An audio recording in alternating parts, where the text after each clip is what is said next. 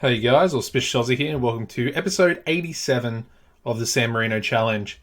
Now, today's episode, as you can see, it is going to be the SUPERCOPPA final against Inter Milan, and we're also going to go over the January transfer window. And there's been quite a bit of activity. Quite a bit indeed. Let's go through the outs first, because as you can tell from this episode's title, we have sold a pretty integral part of the team. But yeah, as you can see here, Guillermo Britos was sold for £80 million to Manchester United. It was a really hard sale to make because he's a world-class player. I can't turn £80 million down. Honestly, I wanted to get 100 mil, and I didn't really want to accept anything under 100. However, they gave me a non-negotiable offer of 80 million. I think it was like 58 up front and like 22 over 3 installments. So, it is what it is. I had to sell him. I can't, like I said, turn that money down. Albeit we don't actually need any money at the moment because we've got like 530 million in the bank. But I feel like we have good enough youth players with potential to be as good as he is, if that makes sense. We've got Sokolik. We've also signed a new player, but we've got the talent. We just have to give them the opportunity. I honestly, looking back on it now, I do have a little bit of regret at the fact that I literally said last episode, I think it was maybe 2 episodes ago, that I didn't want to sell him. But yeah, he was on 150k per week as well. So a massive wage in terms of our sort of wage structure at the club. But yeah, he's gone. £80 million. He's also got a 40% of profit of next sale, which isn't ideal. Obviously, if I managed to sneak a 40% of next sale, that would have been, absolutely, it would have been perfect, basically. However, I didn't manage to get that. Only the percentage of profit. So essentially, he has to sell for more than 80 million, and then we only get 40% of whatever he sells for more than 80 million of, if that makes sense. Anyway, the other player to leave the club was Ben Amor. He left on loan to Villarreal, and they will be paying us 300k per month, which I think is a pretty good deal. I'm really not the biggest fan of this guy. It's nothing personal. He's actually played pretty well for us. I just don't like him. I don't know. It's just something about him. I don't feel like he's good enough, and he's essentially holding back Brambati and the dual nationality right back that we have at the club, who I've just brought up from the under-20s. So we loaned him out 1.5 million until the end of this season. So it's a pretty good bit of business if I'm thinking a little bit more in depth about it, giving other players, younger players opportunities. He's 25. He's not going to develop anymore. He's had that weird thing with his position, his natural position, dropping down to competent and stuff like that. I want to get him out, and we'll probably try and sell him next season. But yeah, anyway, the players we brought in. Now, the first player was Jin Yonggi, or G. Yongji. I'm going to go with Yongji. South Korean international, 19 caps at 18 years old. And yeah, he looks pretty amazing. 2-star current ability, 3-star potential. If you look at all of his stats, they're all in the right places. He's got 11 passing as well, which obviously is what I look for with our ball-playing defenders. But yeah, 15 heading, 15 marking, 13 tackling, 13 positioning, good pace, good strength. I mean, what's not to like about the guy? As you can see, he's on a pretty big wage, 23k per week, but he's on a 4-year contract as well. And basically, we triggered his release clause for 1.6 million. which I think is incredibly low. Comes from FC Seoul, from obviously South Korea. Anyway, the next player we brought in was Antonio Limone. As you can see, he's not a natural player in any position that we currently use. I am retraining him as a right midfielder, a right winger in terms of the midfield there. But as you can see, he's pretty good. 17-year-old Italian. He's capped at under 20 level. And yeah, really good pace. Really good, technical attributes in terms of a winger, as you can see. And he's got, 3-star potential, possibly 4-star. And he's only on 4.5k per week. He was also signed for a cheap fee, only 2.4 million from Pescara. So I think another really good piece of business there. And the final player was brought in as a replacement for Britos, and that is Ladislav Hendrik. As you can see, 18-year-old Czech, just got a cap for their national team as well. He's a wonder kid, as you can see over here by his media description. And basically, he's more or less, I would say, a carbon copy of Britos. Really good, obviously got the really good passing, really good first touch and technique. 20 determination as well. Really good teamwork, vision, work rate, all the type of stuff you want in a box-to-box midfielder, as you can see there. Pretty big wage as well, 22.5k, similar to Yongji. But I think he's a pretty good replacement, and he's going to slot straight into the first team. Probably will start on the bench, and we'll try and integrate him that way.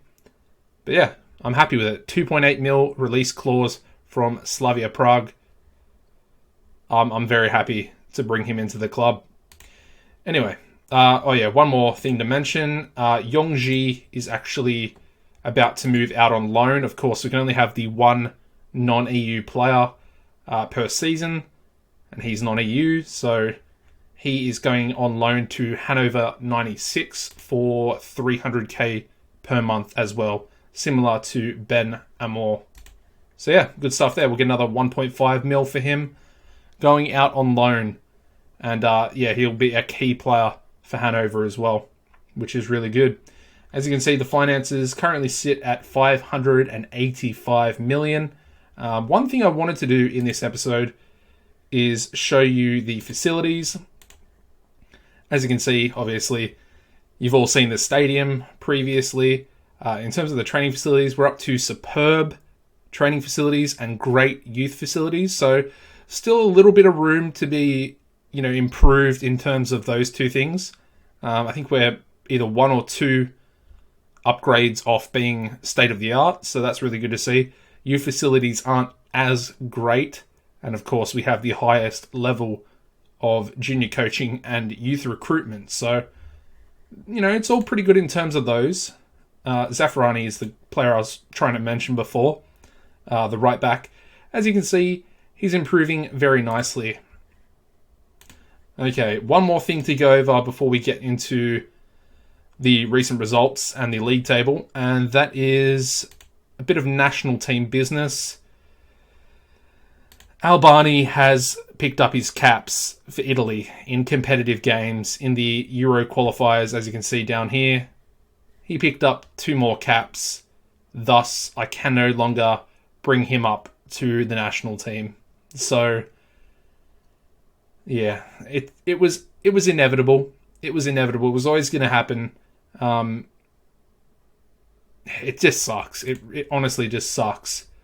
A player of San Marino, well, he was born in San Marino, has the nationality, and he's not playing for us. He would be an absolute game changer. He's worth 64, well, he's valued at 64 million. So disappointing. Anyway, there's nothing I can do about it. I mean, Zaffarani is probably the next one to go over, probably within the next 3 years, I would say, by the time he's about 20. The other player to mention, if I can find him, I'm looking, but I can't really find him. It's Michelotti, who is in the right back position. He also picked up a cap. He came off the bench in a Euro qualifier, so now he can no longer be called up to the first team either. Again, so disappointing. He's only 22 as well. And as you can see, he's probably... I wouldn't say he's a world-class fullback, but he is almost there. I mean, he's still got a star of potential left, judging by our coaches. That is ridiculous. And he can, of course, play both fullback positions. So, it's just imagine if I had those players, along with Zaffarani and, you know, a couple of other players like the youth goalkeeper we have at the moment, who's also rejecting my call-ups. Oh, the team would be in such a better position. We probably would have qualified for the Euros, I would say. I mean, we came fourth, but we were very close to second at one stage. So disappointing. Anyway, we go into the league table here. As you can see, still have not lost a game. I think we're up to like 60 games unbeaten in Serie A. I don't want to be too cocky, but it is too easy. We're essentially steamrolling the league. Teams like Juventus, Napoli, they've really fallen off. They're nowhere near the type of teams they used to be. Teams like Inter and AC Milan, Roma, they're still doing okay. They could be better. They used to be better, especially Inter. Yeah, I don't know. It's a weird one. Empoli and Sampdoria are looking really good this season. Probably will get Champions League spots, you would assume. Just behind them is Milan, AC Milan. So, you know, they're still doing okay in fourth position. But yeah, we're on 50 points and we have a 9-point gap currently on Empoli. So yeah, let's go over the recent fixtures here. Of course, the previous episode was the 2-2 draw with AS Monaco. We followed that up with a 4-0 victory over Perugia. Chanpalat, Formato, Benamor and Sokolik on the score sheet there. We then returned home and managed to beat Salernitana 3-0. Albani, Novi and Sokolik on the score sheet once again. Then came the Crunch Champions League group stage game against Young Boys. And as you can see, managed to beat them 2-0. Formato with a penalty and a goal in the 64th minute. They also had a player sent off there. And that result obviously put us into the first knockout round. And yeah, we drew Bayern Munich. So that's going to be a fun first knockout round, tie against them. It's going to be very difficult, especially, we have just sold essentially, he's obviously our best midfield player, but probably not our best player overall, although he'd probably be rated, I would say he'd be rated higher than anyone else. Anyway, off topic, let's go into the next game, which was a 3-0 victory over Genoa. Formato with a brace again, and Vitek on the score sheet there. We then knocked Empoli out of the TIM Cup first round. Formato again on the score sheet. Getting back to his, expected form, especially over the last, 4 or 5 seasons. Started the season off with an injury, and, he's just starting to fire on all cylinders. The next game was a 2-2 draw against Sampdoria away from home. As you can see, they got 2 goals. They were 2 goals up into half-time. So we had it all to do in the second half, and luckily the boys came out and they only just managed to scrape the draw. As you can see, Michelotti in the 52nd minute, and then Sabir in the 88th minute coming up with the equaliser. Yeah, I was going to be pretty pissed off if we lost that game. The next game was a 3-0 victory at home against last place Cagliari. Sabir managed to get 2 goals for himself in the 9th minute, and then he put away a penalty in the 93rd. And then we also had Albani on the score sheet. We then knocked Pescara out of the TIM Cup as well. Ferretti with the only goal in the 64th minute. And then we beat PSG in a testimonial 4-1. Pretty convincing, albeit 2 of our goals came in stoppage time, basically. So yeah, that's all the fixtures. You're up to date. Let's get into the lineup for today's SUPERCOPPA. Another trophy, of course. I think are we in Saudi Arabia or Qatar? Zayed Sports City Stadium. Let's have a quick look. We're in UAE. Okay, fair enough. Okay, so today's starting lineup, it's going to be a little bit changed. Zaffarani, I don't know why. I don't remember seeing him pick up an injury, but he's on 94% match condition. However, he still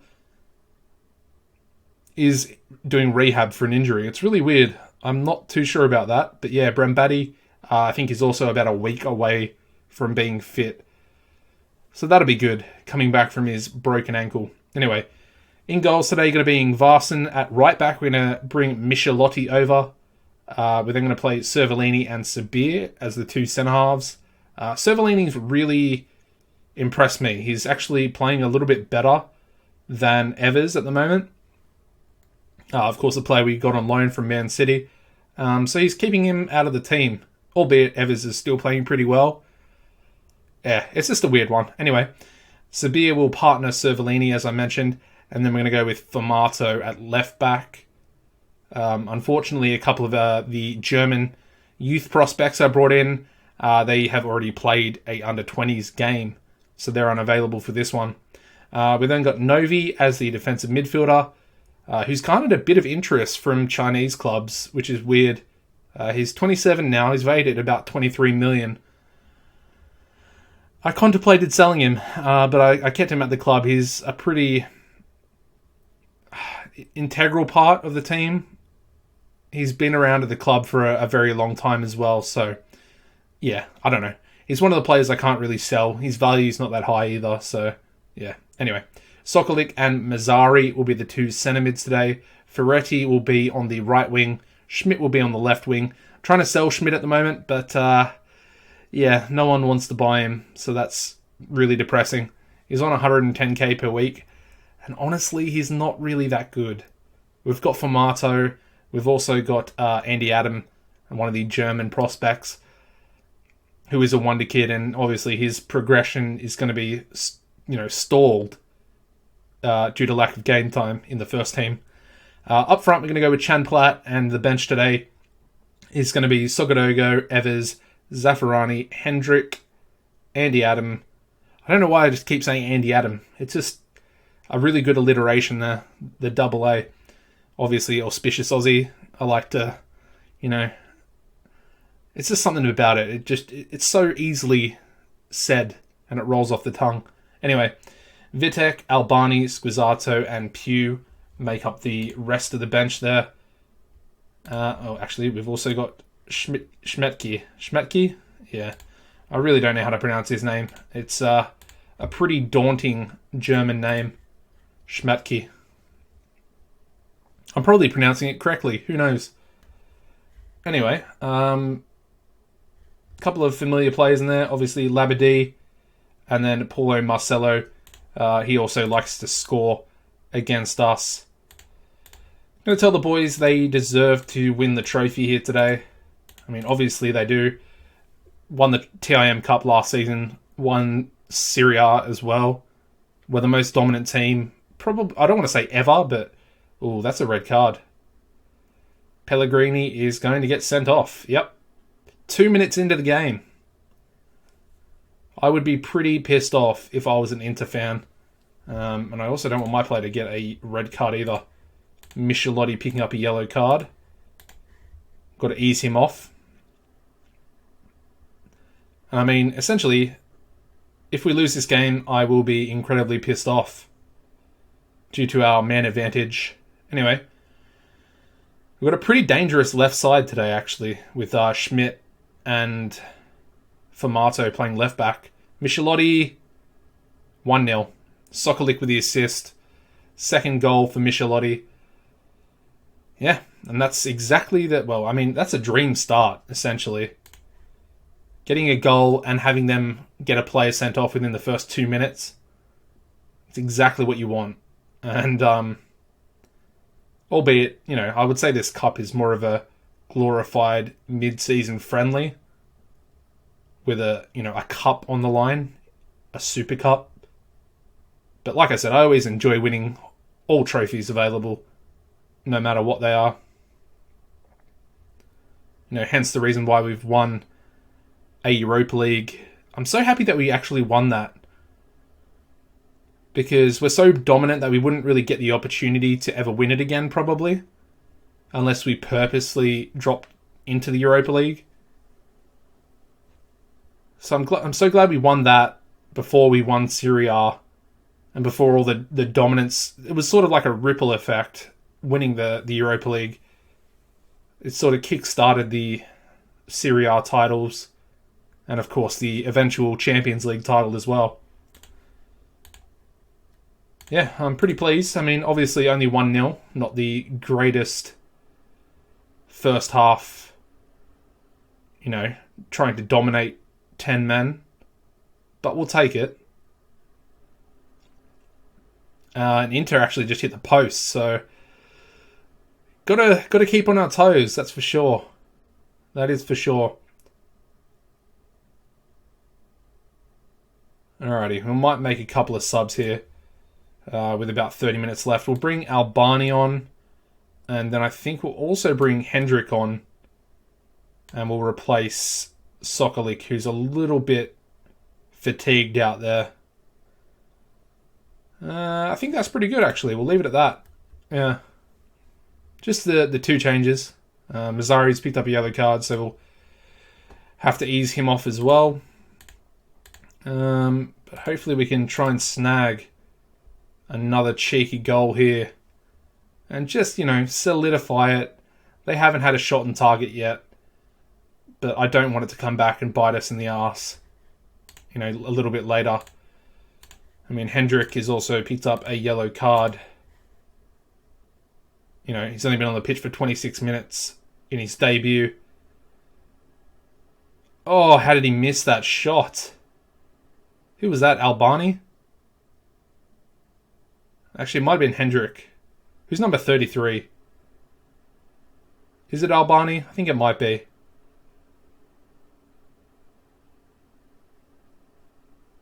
Yeah, Albani is 33. Anyway, there we go.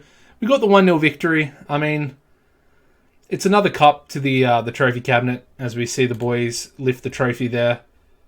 But I mean, once they had the player sent off in the 3rd minute, they were probably never going to win, if we're being honest. So yeah, good stuff there. Obviously, the transfer window does shut fairly soon. Michelotti with a man of the match performance there as well. Good stuff to see. And of course, Hendrik making his debut. And we also get a cheeky 1.8 mil, which is nice to see. Yeah, we'll praise Michelotti and we will end the episode. Thank you very much for watching, guys. If you enjoyed the episode, drop a like. Don't crucify me in the comments for selling Brutos. I do have a little bit of regret about it, but I want to develop our prospects and still maintain us making money, if that makes sense. I don't know.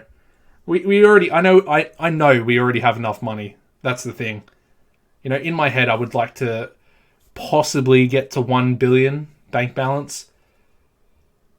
But yeah, anyway, if you could also subscribe, that'd be much appreciated. Like I said in recent episodes, we're getting very close to the 1K subscriber goal that I have had for, back since FM 2013. So, that was, 6 years ago? It'd be very much appreciated if you could subscribe and help me hit that goal. And yeah, guys, take it easy, and I'll see you next time. Goodbye.